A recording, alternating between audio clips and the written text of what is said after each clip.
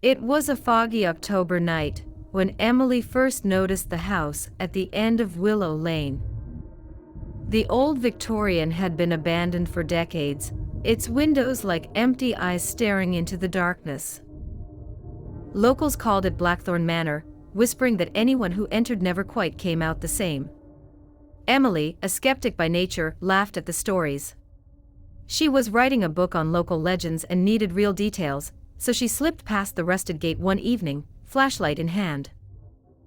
The front door creaked open on its own as she approached, almost inviting her inside. Dust danced in her beam as she stepped into the grand foyer, her boots echoing on the marble floor. Up the curved staircase she went, each step groaning under her weight. In the master bedroom, she found an antique journal on a nightstand, its leather cover cracked with age. The first entry, dated 1893, read in elegant script, "It watches from the corners. It wears the faces of those we love." Emily shivered but kept reading. The writer described a presence that mimicked voices, footsteps, even breathing. It waited until you were alone, then slowly replaced you, piece by piece. The last entry was just 3 words, scrawled in panic: "I am not me." A floorboard creaked behind her. She spun around, flashlight cutting through the gloom. Nothing. But as she turned back to the journal, she heard it, her own voice, whispering from the hallway, "Emily. Come find me." Her heart raced. She hadn't spoken. She backed toward the stairs, but now the whispers multiplied, coming from every room, all in her voice, calling her name in tones that grew more desperate, more wrong. Down in the foyer, she froze. There, standing by the front door, was another Emily. Same clothes, same messy ponytail, same small scar above her left eyebrow. It smiled exactly like she did when nervous, too wide, too forced. "Time to go," the other Emily said, using her voice perfectly. "This house isn't safe." Emily's flashlight beam shook. She noticed the other her wasn't casting a shadow. "What are you?" she whispered. The thing tilted its head, mimicking her exact posture.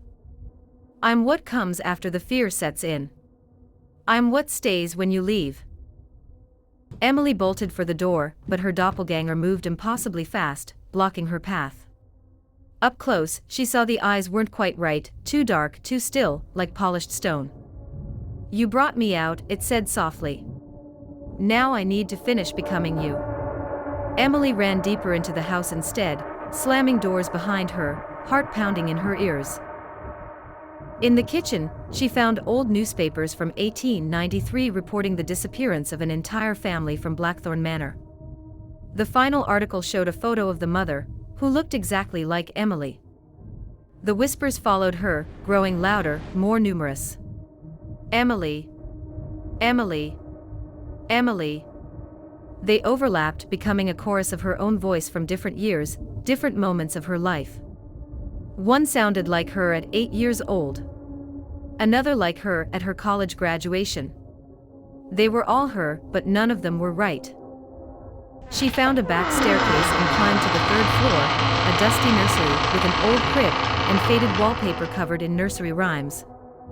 In the corner stood a full-length mirror, its surface strangely clean compared to everything else. As she approached, her reflection didn't move at first. Then it slowly raised a hand and waved, while Emily stood frozen. The reflection stepped forward, pressing its palms against the inside of the glass. "Let me out," it mouthed. Emily backed away, but the mirror's surface began to ripple like water. Fingers broke through, then a wrist, then an arm, reaching for her. She turned to run and collided with another version of herself blocking the doorway. This one wore the outfit Emily had on yesterday. Behind it, another Emily in pajamas from last week. More were coming up the stairs, each one a little more off than the last. One had too many fingers. Another blinked with eyelids that opened sideways. The first doppelganger from the foyer appeared at the end of the hall, now wearing Emily's exact nervous smile. "We're almost done," it said gently. "Just a few more pieces left." Emily darted into the nursery closet, pulling the door shut behind her. She could hear them moving through the house, opening doors, calling her name in her own voice. Their footsteps were perfectly matched to hers now. She held her breath until her lungs burned. Then she heard it, a soft scratching directly above her. She looked up. The closet ceiling had a small access panel to the attic.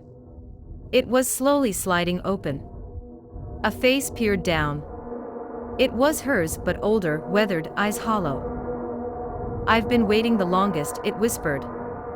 "I was the first one they took. Now it's your turn to wait."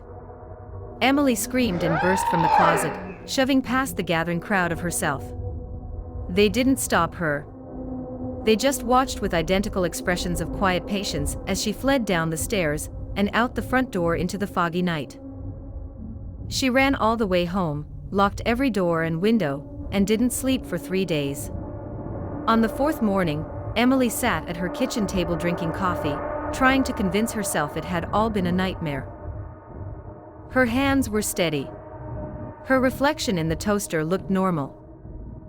Her phone buzzed. A text from her best friend. "Hey, you okay? You seemed a little off when I saw you yesterday." Emily frowned. She hadn't seen her friend in weeks. Another text came through, this one from her mother. "Sweetie, you left your scarf at my house last night. I'll bring it by later." Emily hadn't visited her mother in months.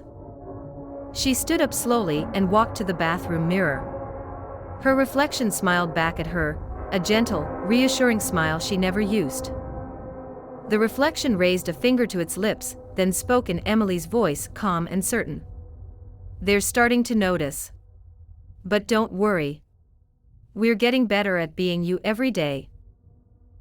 Outside the bathroom door, Emily heard footsteps in the hallway. Her own footsteps. Coming closer. Multiple sets now. The thing in the mirror leaned forward, pressing against the glass until its breath fogged the surface. "Ready for the next chapter?" it whispered. "This story's just getting started."